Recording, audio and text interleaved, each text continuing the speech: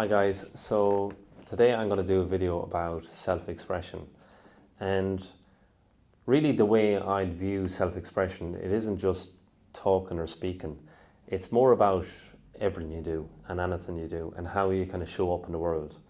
So the best means of self-expression is it's this be yourself, and now that's easier said than done. It's a whole life lesson in itself.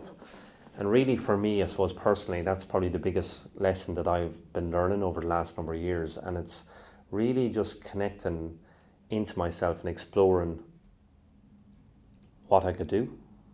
And like for years, I suppose, even voice, even saying what I want or expressing emotions and feelings and different things, I'd always suppress it because I didn't feel that it was worth saying or worth exploring. And the opposite of that expression is that suppression. So you push it down. You don't feel that you're worthy of actually connecting in with your voice and being yourself. So you kind of just stay, just under the radar in the background. And the reason that I changed is because when you're not yourself, if you think yourself as a vessel, it's almost this flow, okay? This flow of energy. So you have visions, you have dreams, aspirations.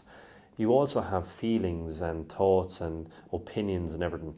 And when they come up or when they come into your consciousness, you want to share them, you want to express them. And when you do, it's just this continuous flow. So you feel good because you're not really holding on to anything.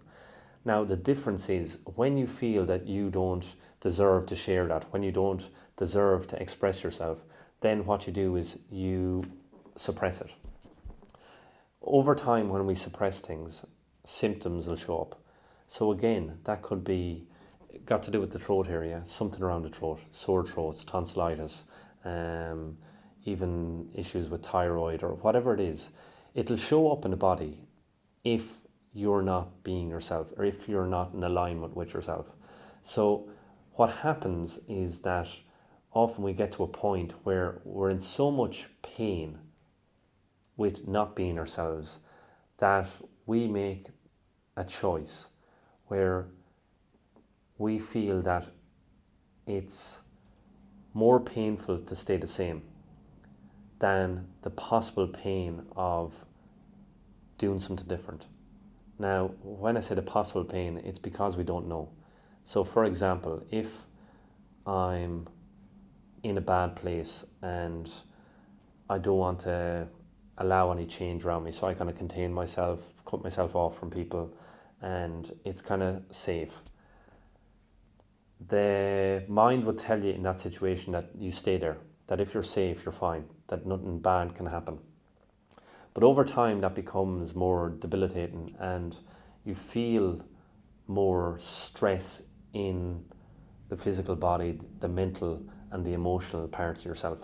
And then eventually you can hit rock bottom. And when we talk about rock bottom, it's almost this place where it's so painful to remain the same that any other option is worth exploring.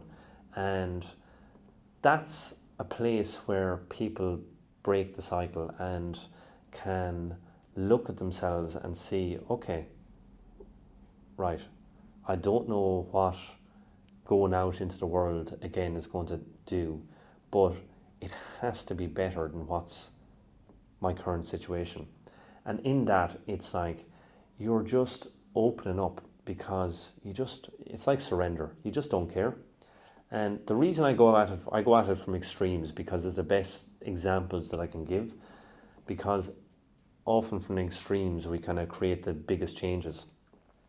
And as you start to develop your voice, you start to develop who you are and your potential, then you start to learn tons about yourself.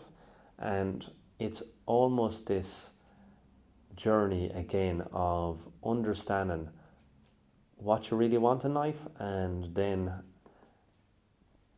believing or trusting that it's possible, and then doing the work or whatever, or just showing up just so that you can kind of move along and see what happens in as much as that. So being yourself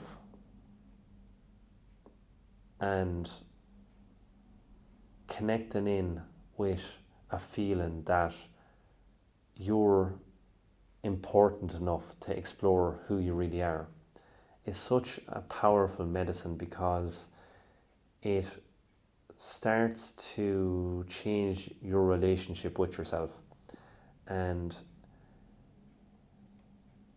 it also will change the circles around you. Because what happens is, like, over the years, when I see someone, let's go back, way back, whenever I saw someone that was really themselves, that was kind of expressing themselves, that just, they were in flow, they didn't seem to have much fear, I always admired it. And I didn't really realize at the time why I admired it. The reason I admired it is because I desired that. That's what I really wanted for myself, because over the years it was just like this kind of stay in the background, be stagnant, kind of entertain on a surface level, but not really connect in with having a voice and saying what I really feel when I felt the desire to say something. And also with dreams and aspirations, it's like I felt that, and again, it's a belief, but it's like I believe that I couldn't say them to anyone around me. So in that, I turned to starting to write. And I started to write, and I didn't even know what I was writing or why I was writing, but it was almost this release, because I was allowing myself to start to uncover what was going on in here. So almost to clear the mind. And then every now and then I'd have a little insight. So I'd read something back, or I just, as I was writing it, I'd notice a pattern or something in myself that was actually truth. And the reason I talk about it as truth is because it didn't come from the mind. It was almost this truth that was thrown in the balance, thrown in the mixer, and it was like, as I kind of allowed it out, I could differentiate or sift through and see, okay, that's just mind activity, that's just chatter, that's the ego. And then this was what was information for me at the time. So it was guidance, it was intuition. And the last 2 years or so, it's just this evolution of that, or just it's testing different mediums, finding the right people who I could actually connect with and who would listen. And when you feel that, it's like, it's something that I'd never really experienced on that level before, and it was such a freeing experience, because it was like I can actually speak about fears, worries, aspirations, dreams, whatever and anything, and not be judged for it.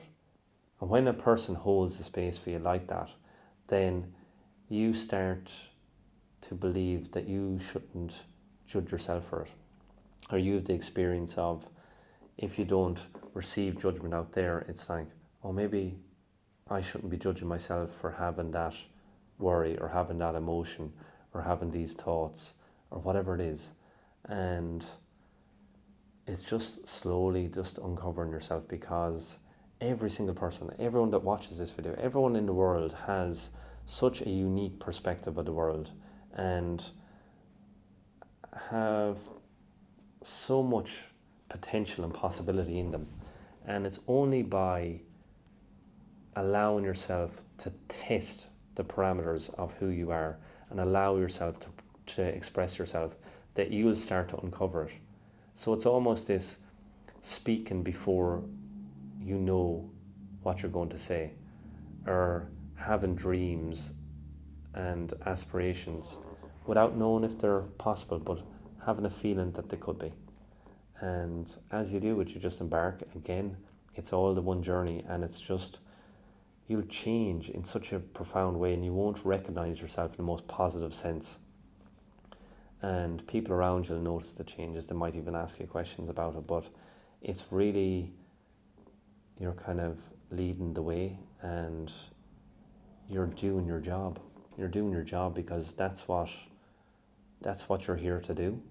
You're here to connect into yourself and to be yourself and accept yourself for what that is, and accept yourself for being confused and lost and all these things along the way, because they're all part of it.